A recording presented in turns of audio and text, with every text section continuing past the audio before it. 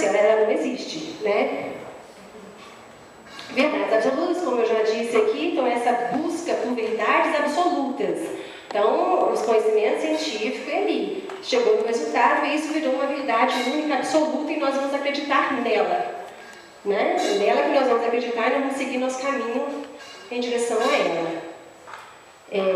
E aí o Gadamer, nesse livro do Astronomy Matters, ele critica muito essa pesquisa da modernidade, mas ele critica mais especificamente o método científico.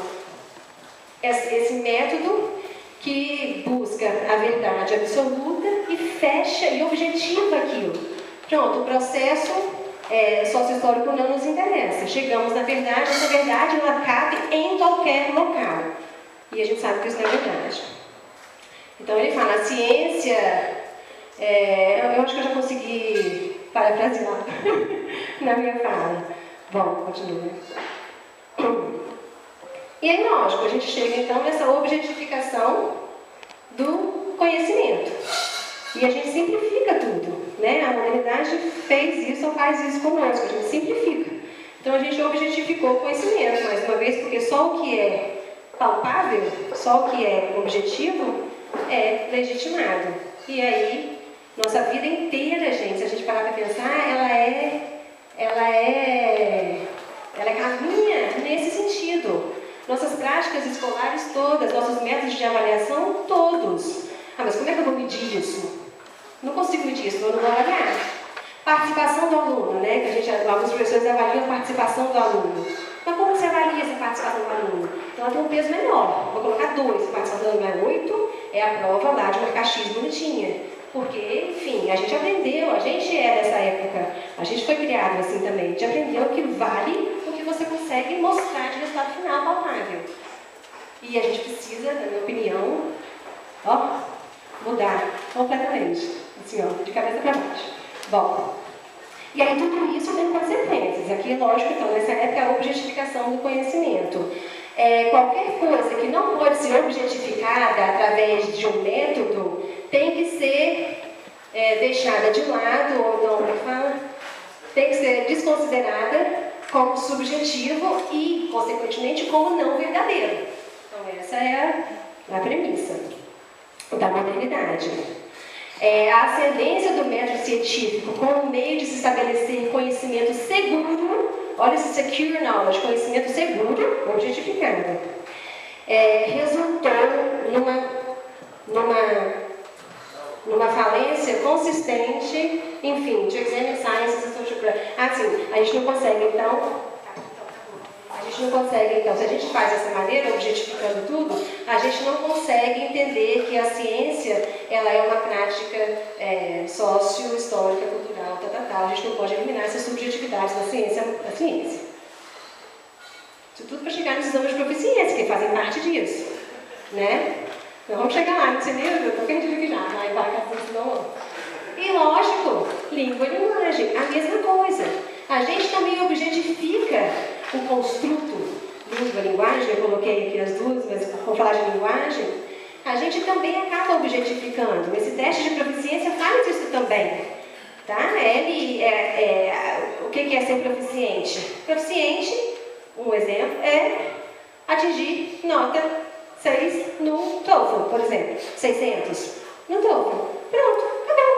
É simples, aí você vai lá, faz a sua prova, tira 600, que é um proficiente. Ótimo. Como se isso fosse verdade. Não é verdade, nem aquele que faz o TOEFL é proficiente, como também aquele que não passa não é proficiente. A gente sabe que há muitas outras coisas envolvidas no que é ser proficiente. Então a gente também objetificou língua, o conceito de proficiência, o conceito de língua, o conceito de comunicação, o conceito de gramática. O que é gramática? Gramática é o que é o livro. Acabou. É simples, a gente simplifica tudo com essa questão de que a subjetividade ela é ignorada. Tá tudo errado, gente. Tá tudo errado na minha cabeça. Agora eu que falar. Daqui a pouco eu me empolgo. Tá tudo errado. Bom, o que a gente faz, na verdade, é se engajar na objetificação do construto de língua. O que nos leva a mal interpretar a natureza da língua e nos leva a aceitar visões tecnicistas de ensinar e aprender as línguas. Porque uma visão tecnicista, que a gente poderia chamar de treinamento, no título que a Júlia criam. É isso, lógico. Língua, gente, a língua, gramática, verb to be. É isso. Acabou, aprendi isso porque você sabe inglês. Entendeu? São essas questões que a gente evita conflito, evita subjetividade. Para quê? Não conta mesmo? Né? A objetificação da língua é, logicamente, sobre poder. É sobre quem tem o poder para determinar os standards of correctness, os padrões de correção. E a gente acha que quem tem esse poder é esse falante nativo, que não comete erros e que só fala o padrão o tempo todo da vida dele. A seleção de uma variedade particular da língua nativa como norma, da língua alta como norma, numa sala de aula de língua estrangeira, é a manifestação de uma ideologia of the ideology of linguistic legitimacy, da legitimidade dessa ideologia linguística, política e Então, enfim, só para a gente começar a perceber que tudo está ligado com a nossa maneira de perceber o que é conhecimento, o que é língua, linguagem, falante nativo.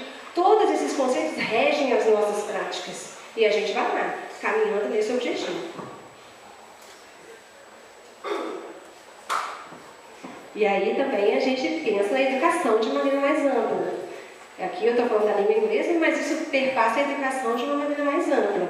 O Biesta, nesse livro Good Education in an Age of Measurement, idade da mensuração, do que tudo é medido, né? É o que a gente já falou sobre isso, já comecei a falar. Então, o que é medido é o que é válido. E não o que é válido é medido. Ele fala justamente isso. O perigo dessa situação de que a gente valoriza só o que é válido, ao invés de medir, ao invés do que a gente dá valor, a gente mede, entendeu? Deu para entender? Esse é o perigo. O que deveria informar as nossas decisões e as nossas práticas educacionais é justamente o oposto. O que a gente valoriza precisa ser avaliado. Tá? Acho que vai dar tempo. Então, enfim, pensando numa educação como um todo, está errado. Nós estamos indo para o lugar errado. Se a gente continua pensando sobre conhecimento, língua, linguagem e educação dessa maneira.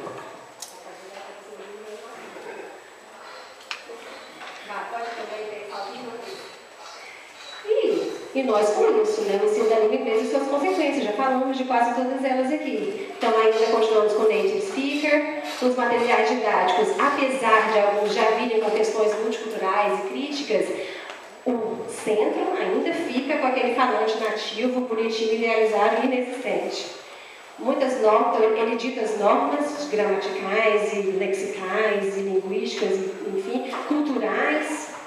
As metodologias com as quais a gente vem trabalhando há anos também são fruto disso. Se a gente pegar o método audiolingual, repetição, memorização, é tudo baseado nesse falante nativo ali, imaginário nosso.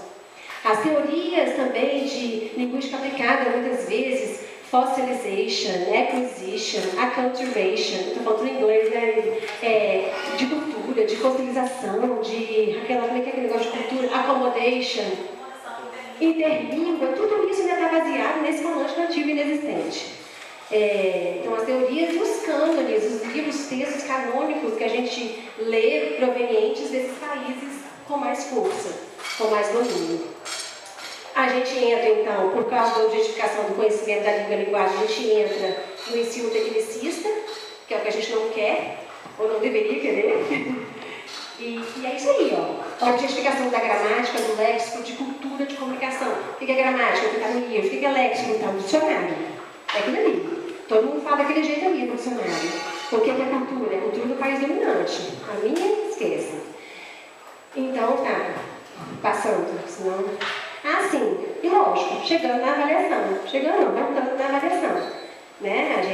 A avaliação também é fruto disso.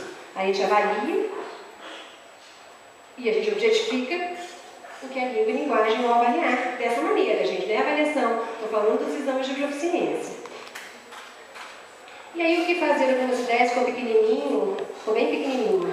Existe um texto do Kuma, enfim, que ele fala que a nossa prática pedagógica, depois você vai tentar apontar pode mandar para quem você quiser. A prática nossa de língua inglesa, ela está enraigada em aspectos, como a gente já falou, na fala nativa e tal. E a gente precisa quebrar esses discursos, que são esses epistemas, que a gente diz episteme. A gente precisa quebrá-los. A gente vive aí influenciado por esses discursos muito fortes em relação ao estudo da língua inglesa, cultura, preconceitos e tal. Então a gente precisa quebrar esses epistemas que eles chamam.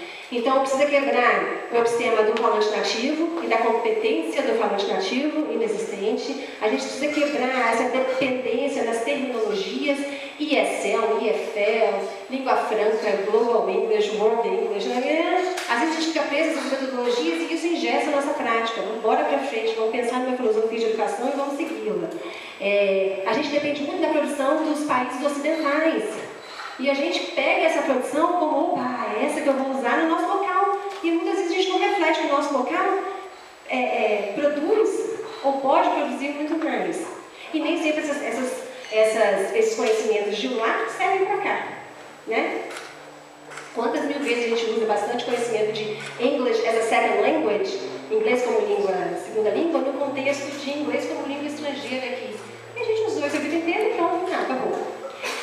A dependência nos métodos também dos países ocidentais, a dependência da competência cultural, ainda entendendo, ainda imaginando que se eu ensino inglês, eu ensino a cultura americana. É isso, né? Porque isso é fantástico. Mas, gente, e a minha identidade, a minha cultura, né? Eu também existo.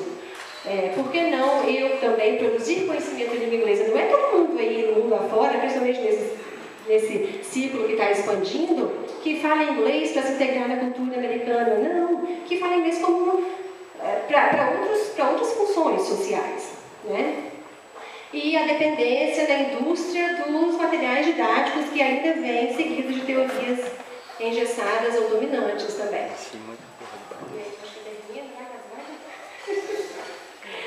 E uma outra, aí a Olivia vai falar um pouco mais do letramento, nós precisamos do letramento crítico, mas então uma ideia é seguir talvez essa filosofia de educação, uma abordagem, enfim, como vocês queiram chamá-la, que é do letramento crítico, que nada mais é, como se fosse simples, né, que é a nossa linha de estudo lá na USP, que é você começar a refletir e problematizar questões referentes à linguagem. Então ali eu falo de desconstrução, de questionar o natural, ou seja, mas sempre foi assim. Eu sempre fiz isso, sempre deu certo, sempre foi assim, por que eu vou mudar? Mas peraí, vamos para pensar um pouco, por que sempre foi assim? Existe uma história por trás de tudo que a gente faz. Vamos tentar refletir, problematizar, jogar para o aluno, questionar, como a Júlia disse no início, linguagem permeia toda a nossa vivência, toda a nossa existência. Então é muito mais do que uma objetificação da gramática, da linha da gramática, né? Agência, então o nosso aluno ele precisa refletir, problematizar, levantar questões, transformar o mundo onde vive e agir, agir nesse mundo criticamente, principalmente com essa banda de informações que a gente recebe hoje em dia, com globalização, tecnologia e tal. O letramento crítico envolve a análise e a crítica das relações estabelecidas entre texto, língua, poder, grupos sociais e práticas sociais por meio do confronto entre discursos e da percepção de como eles posicionam os sujeitos em relações de poder intra- e interdiscursivas. Uma coisa simples de se ver é começar a analisar os materiais didáticos e começar a olhar a posição do falante nativo e a posição do falante não nativo representada ali naqueles diálogos super autênticos, né? Enfim, gente, o tempo acabou, mas a gente pode continuar discutindo.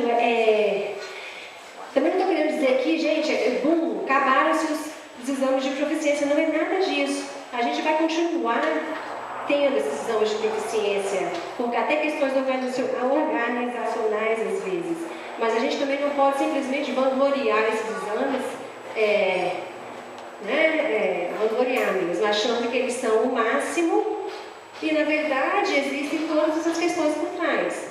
A gente entra assim no sistema, mas a gente precisa também criar essas alternativas de transgredir um pouco, subverter um pouco, ou pelo menos estar consciente do que está acontecendo, porque muitas vezes a gente não está consciente dessa dominação e dessa objetificação do nosso material de trabalho, digamos assim, que é a linguagem.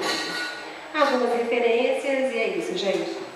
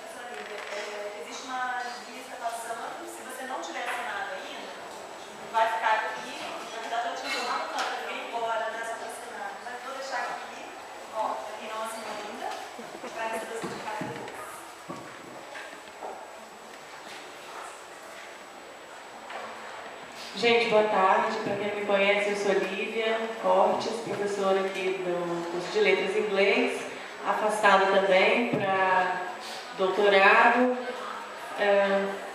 na Universidade de São Paulo, desde maio do ano passado, então há cerca de um ano eu estou afastada, talvez por isso alguns aqui não me conheçam e eu também não consigo identificar alguns rostos, né? Mas muitos outros já identifico e fico muito feliz com o convite, Júnia, e com a possibilidade de estar, de alguma maneira, mesmo que só pontual, acompanhando o trabalho que os meus colegas têm feito enquanto eu estou, né, gozando da minha licença. Que é, claro, um período, o privilégio, é um período super interessante. A gente tem tido experiências, acadêmicas muito bacanas, mas a gente acaba se distanciando do que tem acontecido aqui na graduação. Então, acho que essa é uma ótima oportunidade para a gente dialogar, para vocês, e para a gente se conhecer também, né? E para vocês conhecerem um pouco do que a gente tem pesquisado e o que a gente provavelmente vai trazer de volta aí no final desse período de capacitação.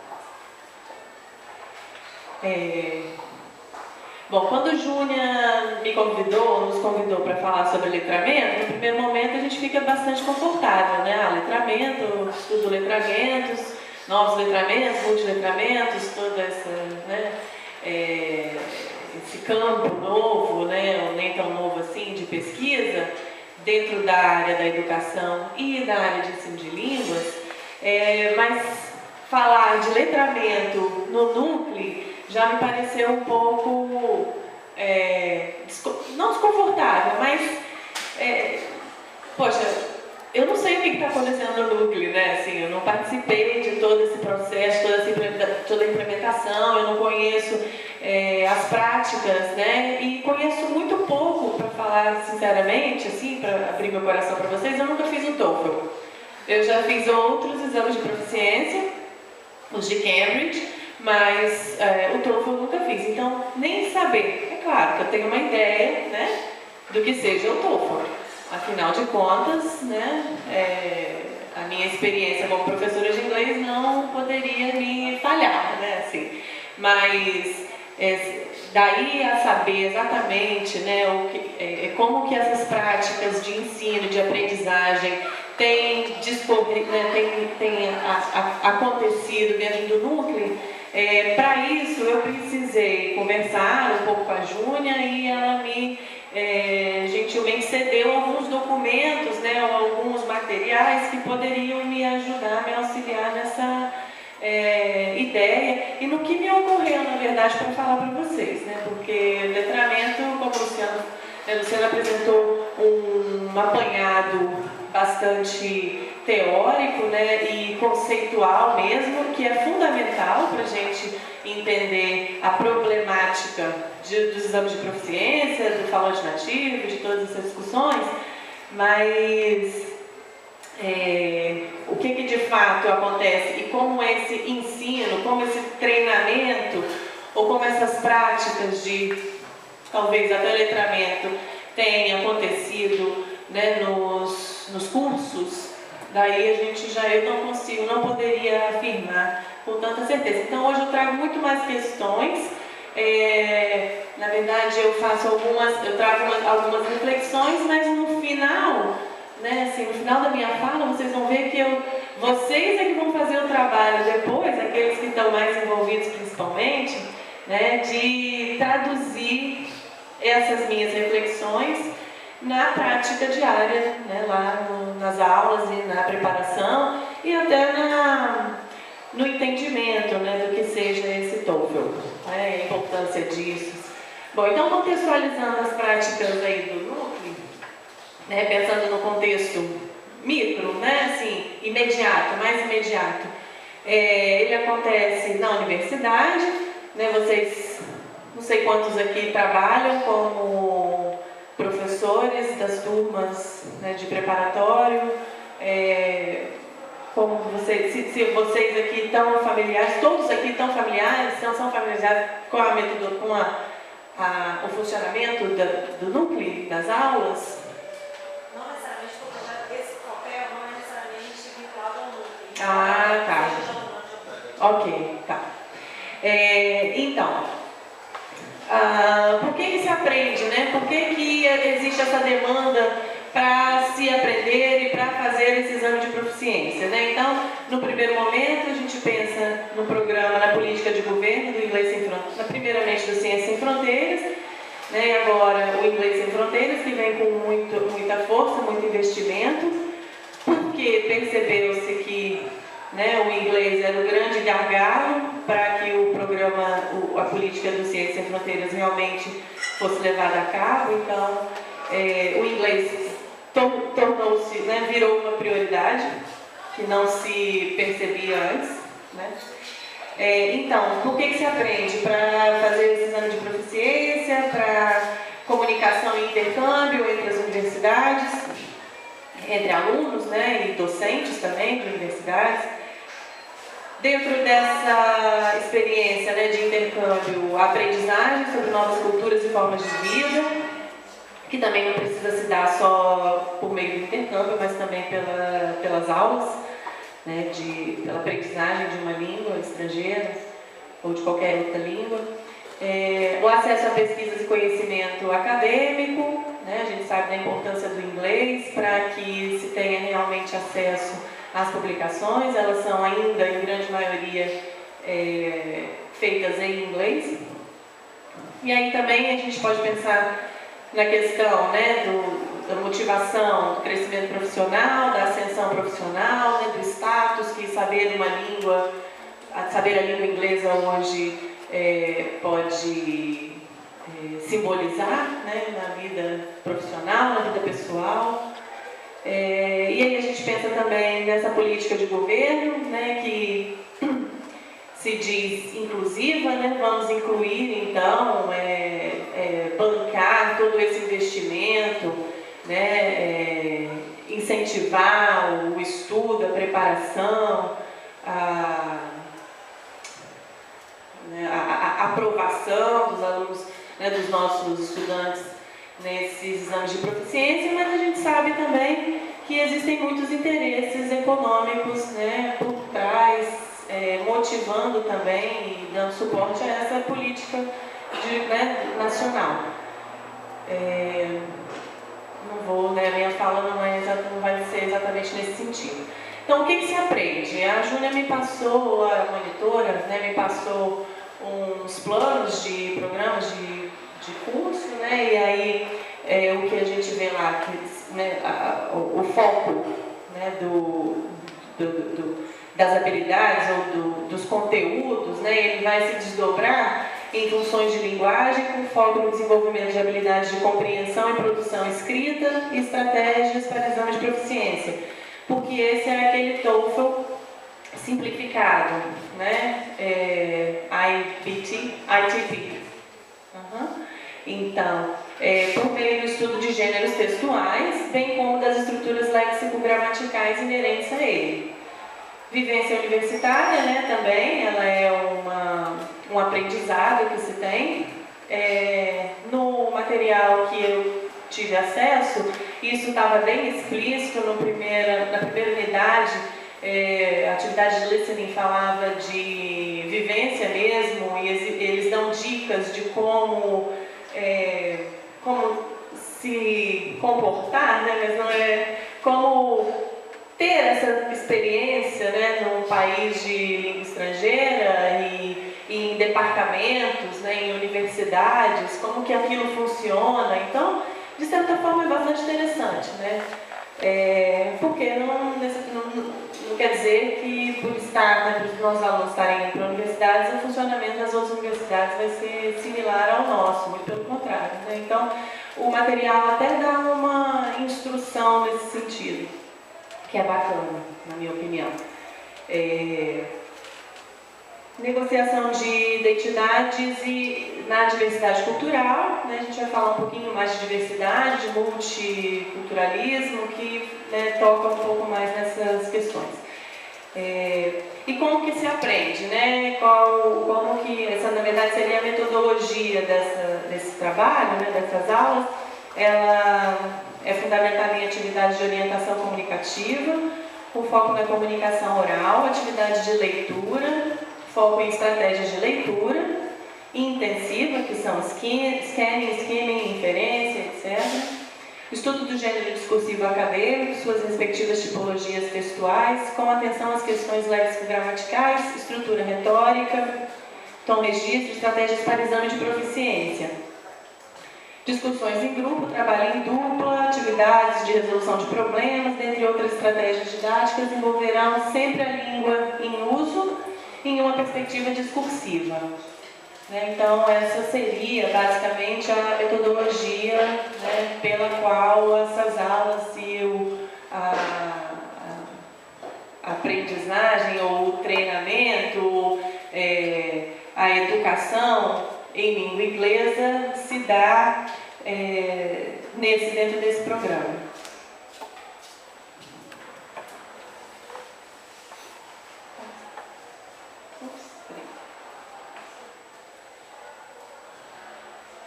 Bom, então a gente fala do contexto, né, imediato, que na verdade eu decidi analisar, e a gente pensa, né, em como que esse contexto micro, ele se insere num contexto muito maior, né, que é o contexto da globalização, né, e da relação que a língua inglesa hoje, ou do papel, do lugar da língua inglesa nesse mundo globalizado.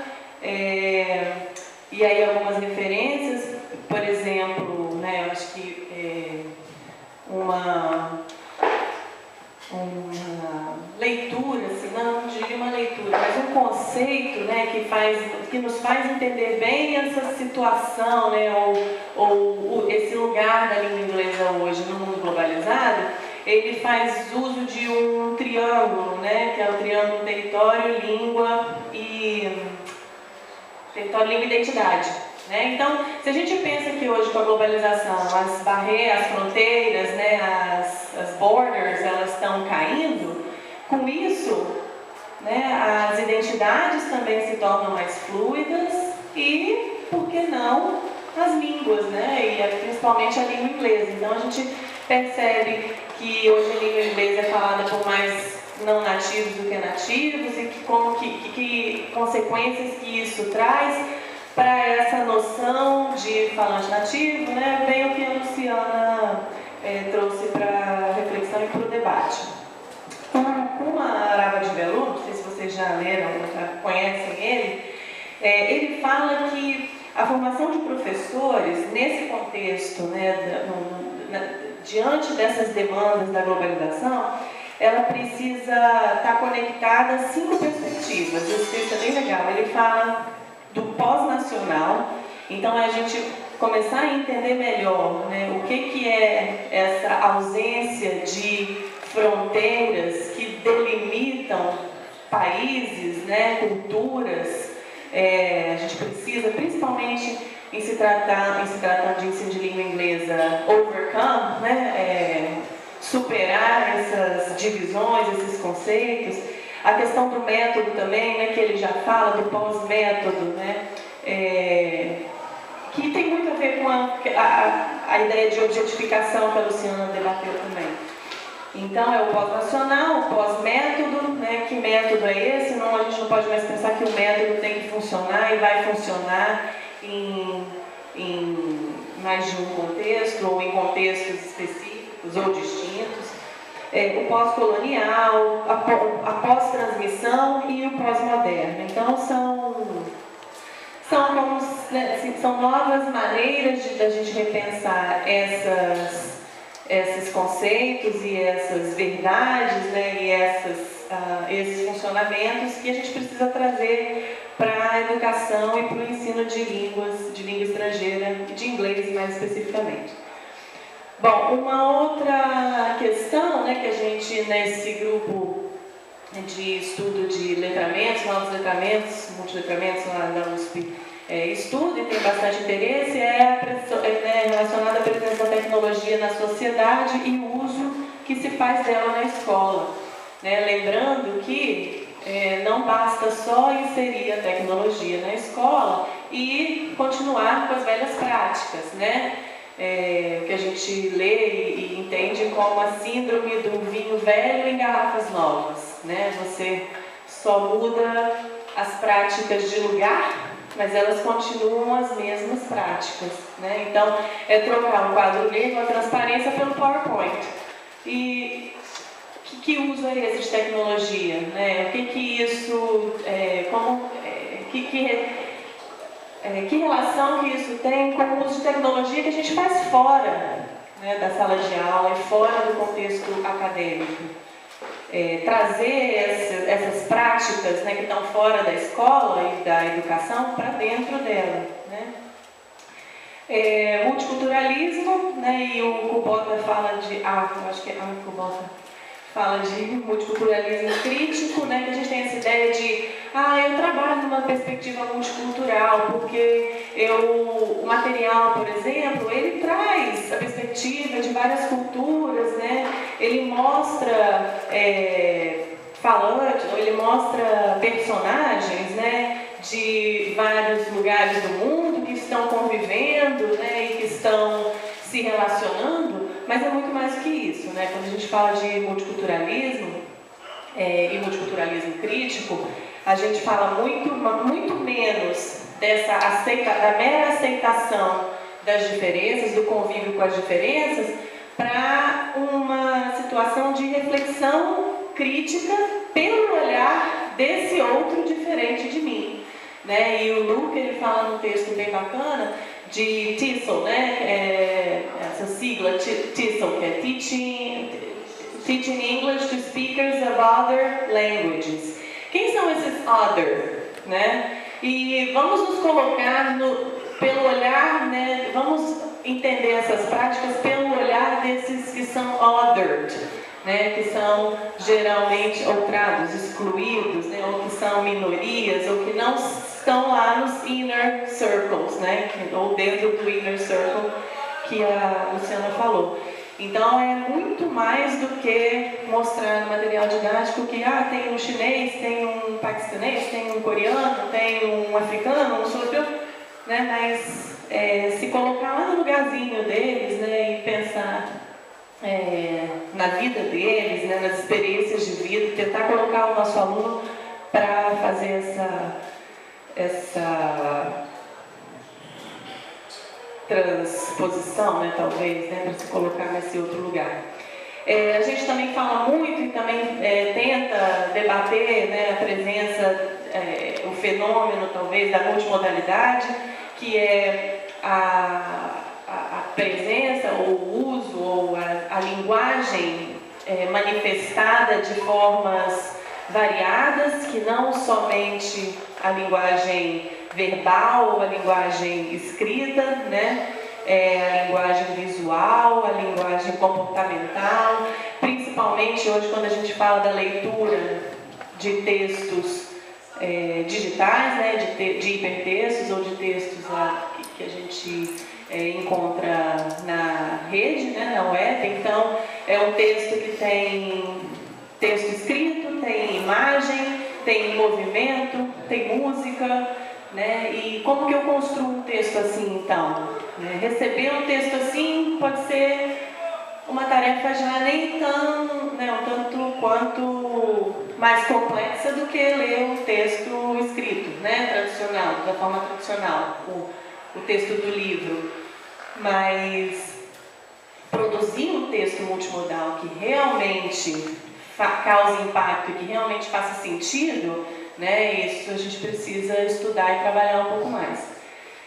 Os multiletramentos, né, que são, talvez poderiam ser pensados como, né, esse termo poderia ser pensado como um termo guarda-chuva, que é aí onde a gente pode inserir a multimodalidade, o multiculturalismo, o letramento crítico, né, e essas novas formas de leitura e comunicação online, que também, né, estão muito ligadas com a questão da multimodalidade. A questão da autoria, né, que também é muito debatida quando se fala de novas formas de leitura e comunicação online. Então, quando eu começo a ler um texto numa página, eu posso muito facilmente mudar de página, né, digo página da internet, e começar a ler um outro texto. Eu não preciso ler o texto de forma linear, né, de cima para baixo. Eu posso ter muito mais mobilidade dentro desse texto, né, e no final da minha leitura eu vou ter formado um texto de vários textos que eu usei, né, que eu li, com os quais eu me deparei, né, porque a gente se depara com os textos, né, muitas vezes. A gente senta para fazer uma pesquisa ou para ler sobre um determinado assunto, e quando a gente vê, a gente já está lendo, né, sobre uma coisa completamente irrelevante, ou a gente descobre muitas outras situações e informações, né, também interessantes. E por fim, né, a gente também debate e estuda bastante, né, a questão da educação crítica, né, que está ligada ao que a Luciana falou no finalzinho da apresentação dela, né, do letramento crítico. Diante de todas essas demandas, de todas essas mudanças, de todos esses fenômenos, né, presentes no mundo, na sociedade, como que isso precisa ser traduzido em práticas, né, e como que os aprendizes da escola precisam ou devem fazer uso disso, né, e a gente pensa que devem fazer uso disso para tentar transformar o mundo, né, para tentar lutar contra as desigualdades, para tentar ler o mundo, entender o mundo, estar no mundo de forma crítica, né, e de forma ativa, não só, né, assim, também não adianta só criticar e não tomar posicionamento, né, assim, não tomar um posicionamento e não agir, né, a partir dessa crítica. Então, a gente percebe que tudo isso, né, já tem mudado as nossas maneiras de pensar, de agir, de conhecer, né, de buscar informação, de se comunicar. E é claro que isso precisa se traduzir em novas formas e formas situadas, né, de ensinar e de aprender. Então, a gente percebe que dos livros que a gente estudou, né, que a gente leu, que Luciana até citou, do Usher e Edwards, eles falam que a escola, ironicamente, é sempre o último lugar onde as mudanças da sociedade estão realmente presentes, né, ou se fazem presentes. Parece que a escola faz questão de se fechar para toda essa, né, para todas essas novas demandas. Então, por quê? Por uma série de razões que a gente, né, já infere, já conhece também. Bom, então, essas novas formas de ensinar e aprender, né, pensando aqui na questão que a gente tem em pauta hoje, que é do letramento versus, né, ou da perspectiva do letramento e do treinamento, né, como que a gente entende esses termos, em primeiro lugar, e como que a gente consegue perceber essas práticas de ensinar e aprender dentro desse contexto específico do núcleo, né? Do núcleo? Não sei, né? Do núcleo. Não do fórum, mas do núcleo, ok. Então, o treinamento está atrelado a essa visão positivista de educação, né, de domínio de técnicas aplicáveis a contextos generalizáveis, é o que Luciana falou, do conhecimento medido, experimentado, generalizável, objetificado, né? Ele foi testado, é assim que vai dar certo, então, ó, toma aqui, faz lá no sua sala, leva para a sua sala de aula. Ele se baseia numa visão de transmissão de conhecimento e não de construção, de co-construção, de sócio, né, construtivismo, né, que são hoje teorias que fundamentam muito mais as práticas educacionais, ou que poderiam, né, fundamentar. O conhecimento é inquestionável, a visão, ele também trabalha dentro de uma visão instrumental e objetificada, então eu preciso aprender alguma coisa para um fim específico, né? E realmente o treinamento funciona muito bem para isso, né? Para esse fim, ele funciona. Não é à toa que ele veio, né, que ele tomou tanta força na educação, porque a educação virou treinamento quando, após uma certa guerra, que eu não sei qual, perceberam que como eles conseguiam treinar os soldados com tanta eficácia para